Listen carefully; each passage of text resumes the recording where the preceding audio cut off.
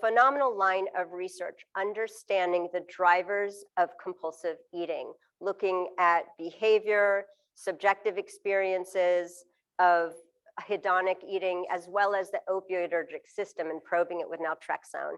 And she has published some, fascinating papers. And then COVID hit, and she then had been working with sensors and using Oura rings, and somehow Ashley became the PI of multi-institution, multi-million grants funded by the DoD on signal detection and COVID, using the autonomic nervous system, using these biosensor rings. It was nothing I could have ever done, coordinating these huge groups and working with the government. And so that was absolutely amazing. She's not going to talk about that today. Today, she's going to talk about her new passion.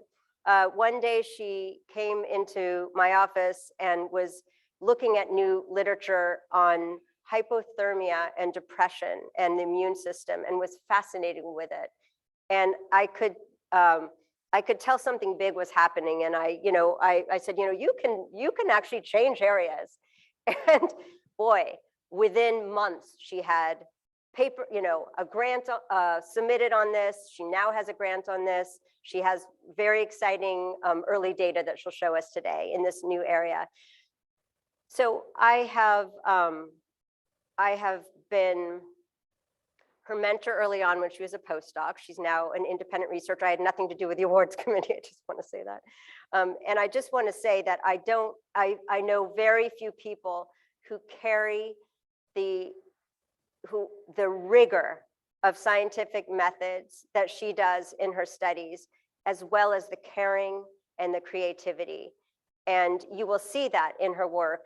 She is an incredibly intense person, and her research follows that in all the best ways. And she's also extremely dedicated to mentoring, a very serious mentor, and has a flock of students who have thrived around her. So that's very fitting for following Tika's talk. So Ashley, thank you for joining us. I'm going to hand you the Neal Miller New Investigator Award. Get one alone, and then I'll come.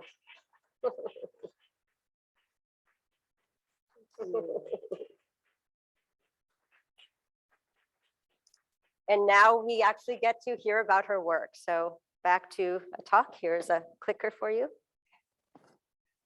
What slide I'm on? So your slides are going to be shown right here. So let's see Ashley's first slide. And you can walk, or you can. I'll stand here. Okay, actually keep the, yeah. And if you want to say anything about. Hello. Yeah. This. Yep. Yeah. Oh, okay. Great. Okay, so I'm going to be looking over there to make sure I'm not totally misaligning with this. But hi, my name is Ashley Mason. Thank you so much, Alyssa, for the honor of giving me this award. So I'm a clinical psychologist at the UCSF Department of Psychiatry and at the Osher Center for Integrative Medicine. And I'm honored to be giving this talk today in the name of Neal Miller. So before I dive into heat, which I'm really excited to talk about with you all today, hopefully you're not too cold, I just want to take a moment to talk about the science of behavior change model for intervention development. And I've been using this to guide how I approach research questions and projects for now a number of years. Broadly, this approach involves 4 larger processes: identifying specific intervention targets, developing assays to optimally measure the targets, engaging the targets through experimenting or intervening, and testing how target movement impacts behavioral outcomes. So in the manuscript that was submitted to ABMR for nomination for this award a couple of years ago, I was focusing on the 3rd and 4th of these processes, which were engaging potential intervention targets and ascertaining if change in those intervention targets was associated with change in outcomes. About 10 or so years ago, a team of researchers at UCSF that was there when I got there as a postdoc, including some in attendance here, Alyssa, Rob Lustig, were conducting a behavioral weight loss study that tested whether a 6-month cognitive behavioral therapy intervention or a 6-month mindfulness intervention was associated with weight loss at 12 months and 18 months later. among people with obesity. And one of the hypotheses that these researchers had was that the mindfulness intervention would be better at reducing psychological stress than the cognitive behavioral therapy intervention, and that these reductions in psychological stress would promote more weight loss. But in addition to measuring stress, the researchers also asked a number of questions about eating for reward, which we later validated into a scale called the reward-based eating drive scale. This tendency to find eating particularly rewarding seemed to me to be a worthy target of intervention, and it seemed like something that mindfulness might be particularly good at addressing. Slowing down and paying attention to the experience of eating might help people realize that they're not actually so hungry, or that the experience of eating isn't as rewarding when they're not on autopilot. So in other words, I thought that being assigned to the mindfulness intervention would be associated with reductions in reward-driven eating, and that these reductions in reward-driven eating would then be associated with reductions in weight. So I thought this would be more the case than reductions in stress. And so in this paper, we entered both stress and reward-driven eating into a multiple mediation model and found that reductions in reward-driven eating were responsible for 47% of the weight loss at 12 months, whereas reductions in stress were only responsible for 4.5%. And the pattern was similar at 18 months out. For those of you familiar with the SOBC model, you might be thinking, well, weight isn't a behavioral outcome. That's true, but in the context of a weight loss intervention, it's somewhat reasonable to surmise that the change in weight may be related to the intervention at hand. So, next I'm going to stick with this framework, but I'm going to change gears to talk about a novel intervention target in depression that captured my interest in 2016, about the time that I went into Alyssa's office, very excited about a new paper that I had read. I still remember that meeting. So, after an eagerly awaited compound for the treatment of depression, TC5214 failed in a phase 3 clinical trial some years ago, the Royal Society in London met to discuss what to do about it. And the takeaway of the meeting was that we needed to fundamentally change how we were approaching mental health treatment. So today, what I'm going to talk about is one example of a fundamentally different approach to the treatment of depression. We know that depressive disorders are poised to become the leading causes of debilitating illnesses by 2030. Hundreds of millions of people suffer from depressive disorders, and depressive disorders are the leading cause of life years lost to disability. I'm fortunate to be in a room surrounded by researchers and clinicians who probably don't need convincing that the current ways that we're treating depression are falling short. Antidepressant medications help many people, but others find that they don't help enough. Only 37% of people find that antidepressants are helpful enough to stop pursuing more treatment. And we know that as folks seek out more and more treatments after an initial try with antidepressants, their odds of remission go down and their odds of relapse increase. Folks often also don't like the side effects that come with medications, and they don't like waiting to see if the medications are going to work either. So where does that leave us? Our socio-political milieu has changed a lot, and treatment directions that have been legally off the table for the past several decades are becoming more possible. One example that you'll hear more about tomorrow is psychedelics. Psychoactive plants have been used in ceremonies across cultures for a variety of mental and physical ailments that are often conceptualized in spiritual terms in those settings. Recently, researchers have drawn on these compounds and ceremonies to develop novel therapeutic approaches to psychedelic administration for the treatment of several mental ailments. Today, however, I want to talk to you about another novel treatment area that has roots in traditional practices across cultures. And that's the practice of heat. You don't have to dig too deeply to find incredibly widespread use of heat across cultures. For example, Korean kilns often open after a round of charcoal production is complete. After the logs are removed, these mines hover around 200 degrees Fahrenheit for several days, and people visit them to use them as saunas. Native Americans have used sweat lodges to hold ceremonies for spiritual healing for a long time. Russians have used banya as early as 945 AD.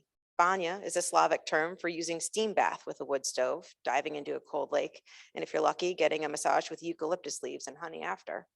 Finnish people have used the sauna as early as 7000 BC for everything ranging from a place to give birth to a place to live at the coldest times of year. Moving forward, I'm going to refer to heat practices as sauna, just for ease of presentation. People long ago used sauna to support their mental well-being. And a recent study showed that people today use sauna to relax, to cope with stress, socialize, manage pain, improve their mental health, and improve their sleep. But beyond motivations, there are epidemiological and experimental studies that we can talk about too. In fact, there's more out there than I can review in this brief talk, but hopefully this gives you an idea. It's promising to see in the epidemiological literature associations between greater sauna use and lesser frequency or severity of some of the most difficult to treat and chronic conditions that decrease healthy life years in the US. Experimental data have also shown benefits in hard to treat areas such as cardiovascular problems and of particular interest here, depression. Because we're at a conference and the theme is aging, I'd be remiss if I didn't mention this. I highly recommend a recently published review on sauna and aging that Rhonda Patrick wrote. In her review, she documents associations between sauna use and aging from mechanistic perspectives that will have you Googling where's the nearest sauna as soon as you're done reading the article. So highly recommend it. But now that we've covered some sauna history, I want to spend some time talking about clues in the literature that link mood and thermoregulation. Studies going back decades have shown that at least some folks with depression are not as good at sweating as non-depressed folks and have higher core body temperatures than non-depressed folks. Taken together, these two observations make some sense because sweating is a key way that we cool ourselves down.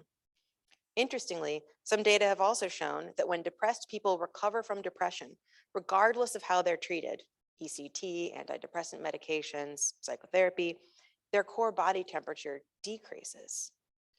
Reviewing this literature linking depression and thermoregulation then has turned on a couple of light bulbs for me. The first light bulb was that this might at least partially explain findings showing that aerobic exercise, such as running, can lead to reductions in depression symptoms. People go running, they sweat, which cools them down. This reinvigorated my excitement about exercise interventions. But as clinicians, we can appreciate how difficult it is to get patients with depression to do exercise interventions. The great thing about sauna is that in many ways, as you would see if you read that article that I just talked about, sauna is like doing exercise to you while you sit there. So definitely recommend reading that article about why that's the case. The second light bulb that turned on for me was the super common antidepressant medication side effect of sweating. I've been looking for a paper documenting whether people who sweat more after starting an antidepressant actually have greater reductions in depression. I haven't found anything. I haven't found anything using either a lab-based measure of GSR or even simply self-reports of sweating after starting antidepressants. So brain trust, if you know of an article like this or anyone doing this research, I would really, really like to talk with you because I haven't been able to find anything. So how to cool down? Given the clues that folks with depression might suffer from thermoregulatory deficits that leave them too hot, and evidence that as they cool down, their depression improves, we can start to think about temperature as a potential intervention target. It's counterintuitive to think about, and the biology behind this is dense and beyond the scope of what I'm going to talk about today, but to broadly simplify, heating yourself actually causes a rebound temperature lowering. Sauna is one way to heat oneself. It causes sweating and thereby lowers body temperature afterward without asking people to do a whole lot other than sit there. In the sauna literature, sauna goes by many names, so I'm going to list a bunch just to get this out of the way. They're most commonly variations on the word hyperthermia, such as whole body hyperthermia, hyperthermic baths, or other fancy ways of referring to hot baths, hot tubs, hot showers, infrared tubs, infrared saunas, or simply whole body heating. But for the rest of this talk, I'm going to refer to these heat treatments broadly as sauna or hyperthermia. There are actually only a handful of studies that have examined hyperthermia as a treatment for depression, and this 2019 article summarizes them pretty well. Researchers have tested hot baths, and a few have tested infrared sauna devices. I recommend checking out this article for the sampling of studies in this review, but for now, I want to dive into the last one on this list, Jansen and colleagues 2016. This is the study that captured my attention in 2016 and had me racing to Alyssa's office. In this study, 33 depressed patients got either one session, just one, of whole body hyperthermia, defined as reaching a core body temperature of 101.3 degrees Fahrenheit, or they got a session of sham hyperthermia, where all they reached was 99.5 degrees Fahrenheit. And you might be wondering, well, how good of a sham was that? Well, it was good. 73% of the people who got the sham treatment thought they got the real deal. So that was pretty impressive. The researchers followed up with the patients for 6 weeks, measuring their self-reported depression. And again, this was one session in the sauna and then 6 weeks of weekly depression measurement. The between group effect was clinically meaningful and statistically significant. The hyperthermia group showed larger reductions in depression, as you can see on the graph. An earlier single arm trial also found that hyperthermia caused reduction in depression, but it took it one step further. They also measured core body temperature in the 5 days after hyperthermia session using an indwelling rectal probe, and then correlated change in body temperature with change in depression 5 days later. They found that the reduction in temperature correlated with the reduction in depression symptoms. So by now you probably want to see, well, what does a hyperthermia machine look like? Well, it looks like this. The two studies that I just described use the German Heckel HT3000 hyperthermia machine.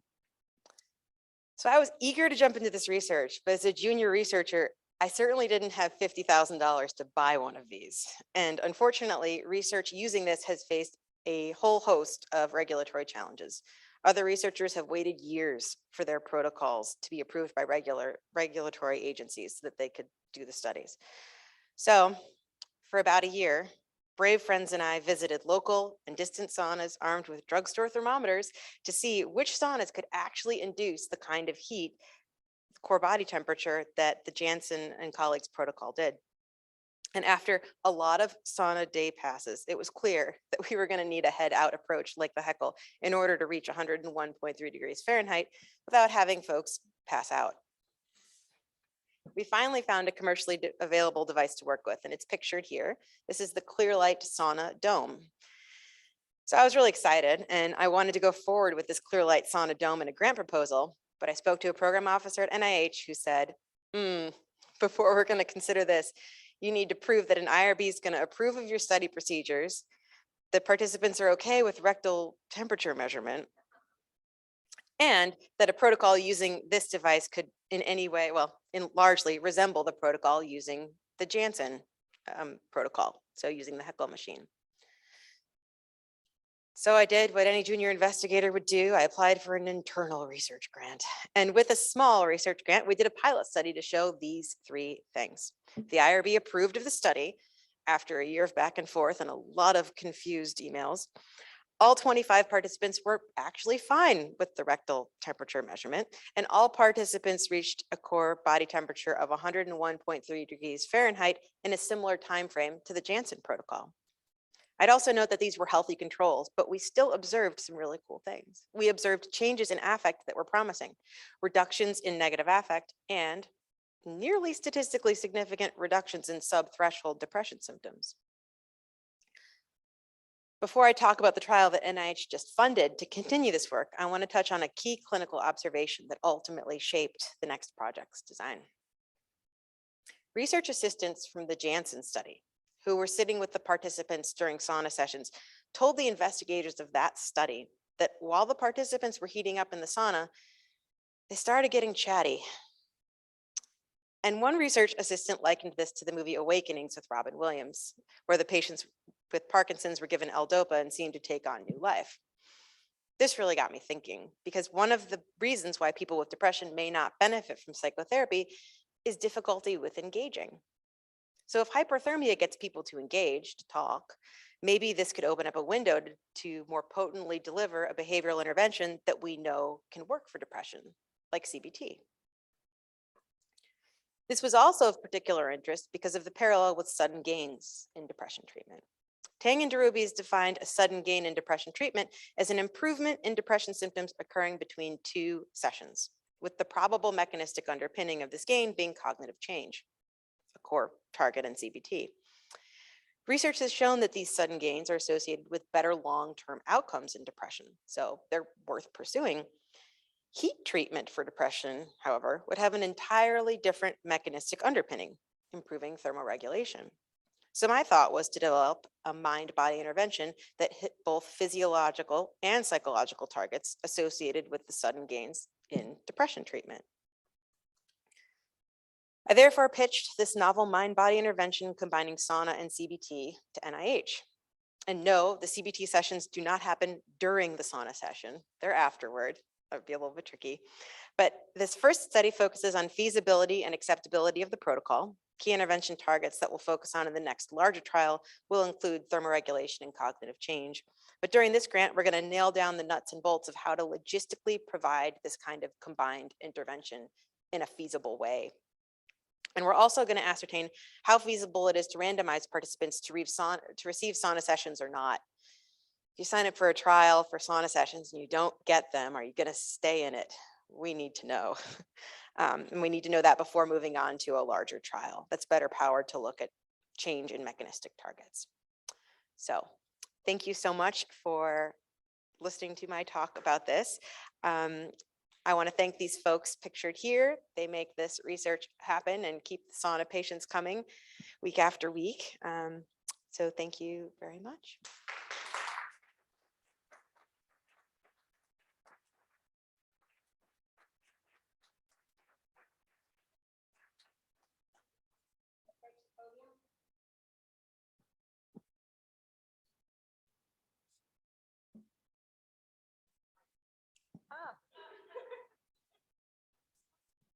There's two here. It'll work. Oh, okay. We have Dan. Dan, this looks like it's mic 1.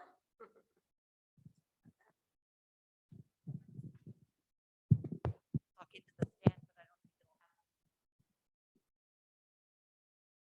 Ashley, congratulations. And what an interesting talk.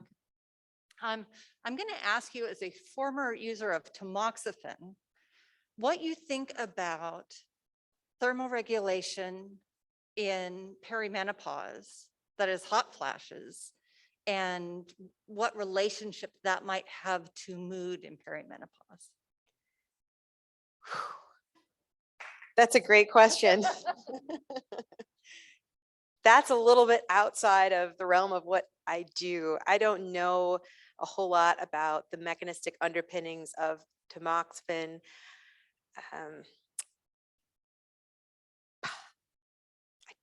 That's a great question. I really don't have a good answer for you. Other than that, I can tell you that some of the work that I do is focused on sleep. And if I had a nickel for every time I took away wool blankets and down comforters from women aged 40 to 65 and their sleep got better, I'd have like $5. So there's really something there with heat regulation during the nighttime. And that's when most of these studies that have documented temperature dysregulation and depression have focused on the nighttime. So I think there's something special there that's going on, and that's probably a really important time to measure it. But otherwise, I'm not quite sure. I'm sorry.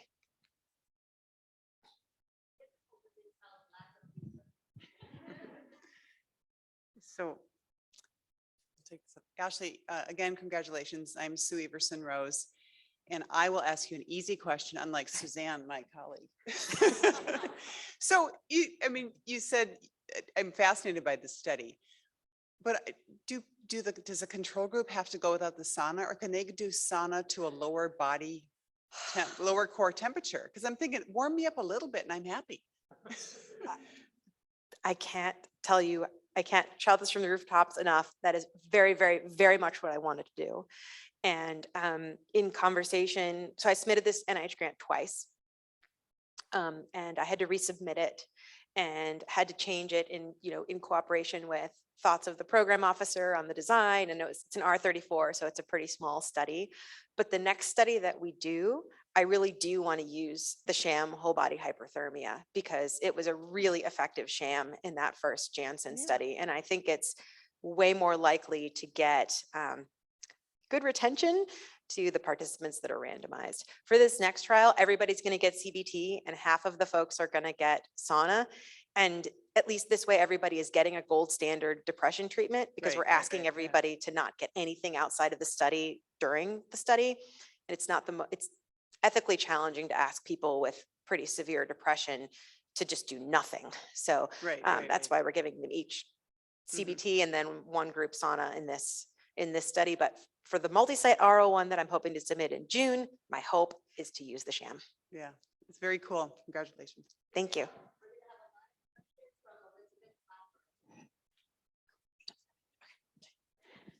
Elizabeth, you can now talk. She should be able to.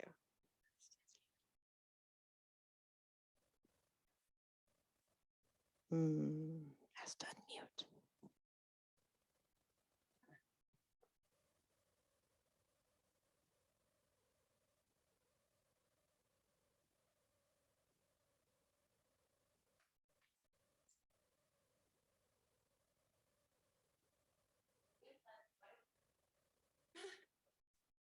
Congratulations. This is really interesting, and exciting. Thank you. We think about energy a lot and temperature whenever things are warmer. Typically, it's a sign, right, that there's greater energy flux. Like if an engine's running and burning energy, it gets warmer, and same thing with the body. And at night, right, the body temperature drops, and there's a correlation, also a drop in how much energy the organism is using. So the energy demand during sleep goes down. So I'm wondering whether temperature you think is the causal agent, or whether it reflects maybe the rate at which the organism, burns energy. Another tough question. So that's beyond the area that I'm trained in. But what I can tell you is that from the angle that I've been coming at this from, that is that serotonergic neurons are very involved. They're thermally mediated. They're very sensitive to heat. And one of the really interesting things that we've observed and that we haven't published yet, because I'm still piecing it all together from our first trial, is that when we first put people in the sauna and we get them, start cooking them, their core body temperature drops. And it drops for quite a while before it starts to increase again, almost like their body's fighting it. And I have kind of wondered, well, is the body actually expending a lot of energy in order to stay cool in those settings? I don't know. In terms of how this may be exerting an antidepressant effect, I don't know. There's these findings on exercise being good for depression, and it's probably multifaceted. There's probably a lot of different components that happen in the body when you do exercise that cause you to feel good. But the rebound lowering of body temperature, from the way that we've been thinking about it, has a lot more to do with the serotonergic neurons and the thermal mediation of those. Very nice. Thank you.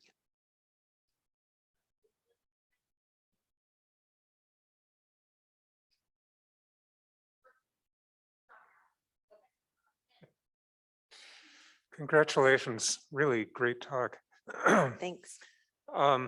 In your research on the naturalistic side of sauna, there's a different kind of sauna practice where people alternate between being in the hot sauna room and then jumping into ice water and going back and forth over and over again. For people who don't have a heart attack in the process of doing that, did you find that has any added benefit above and beyond just being in the heat? So there's a lot of history behind that. The Russian banya is actually a great example. Folks doing banya go alternate the heat and the cold, jumping into lakes, almost looking like ice fishing, where they cut out the holes in the ice and they jump into lakes that are super, super cold. And I would love to do that. I looked into what it would take to get a cold plunge installed in the hospital. It turns out plumbers are very, very expensive, and figuring out how to do that is very, very challenging. It's something I definitely am interested in studying, and something that a lot of folks have asked me about. I've tried it. I've gone and tried it as much as I can to figure out just how it feels, and it does feel pretty amazing. You do get a bunch of mood benefits. And I've probably interviewed 20 or 30 people who do it regularly just to try and understand. And they report that for them, sauna works great. They really feel like it helps their mental well-being, but it goes next level when they start alternating it with cold.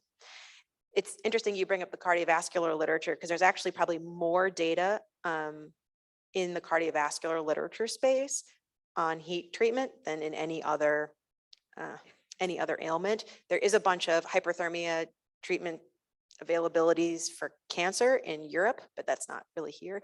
But if you go on Google and you look up Arkansas Heart Hospital, Rhonda Patrick, you'll see that she gave a 45-minute address on the cardiovascular literature and sauna, and it's really worth checking out.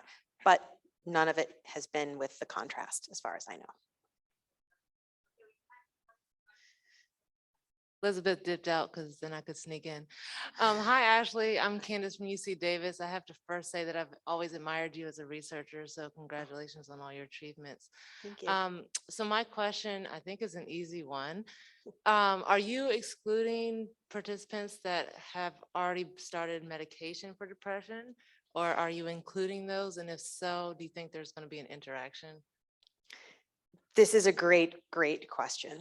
So in a paper published in 2013 by Hanush and a whole bunch of folks, they recruited 16 people and they did this single arm trial where they had all 16 of those people get whole body hyperthermia.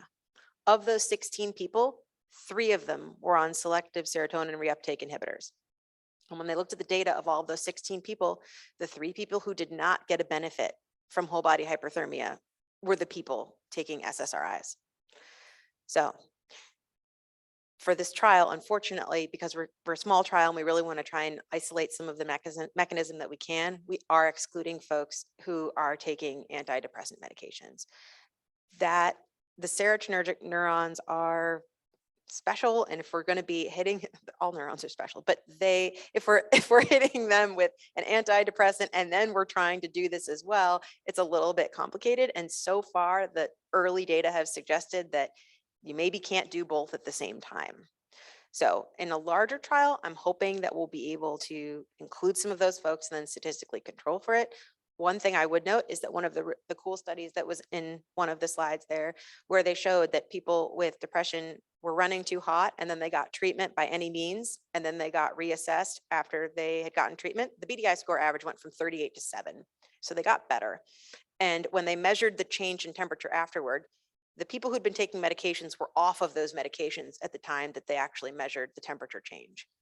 So something's actually going on when the temperature changes that isn't just being done while people are on an antidepressant. But unfortunately, the big answer to your question is we don't know, and we are excluding those people for now.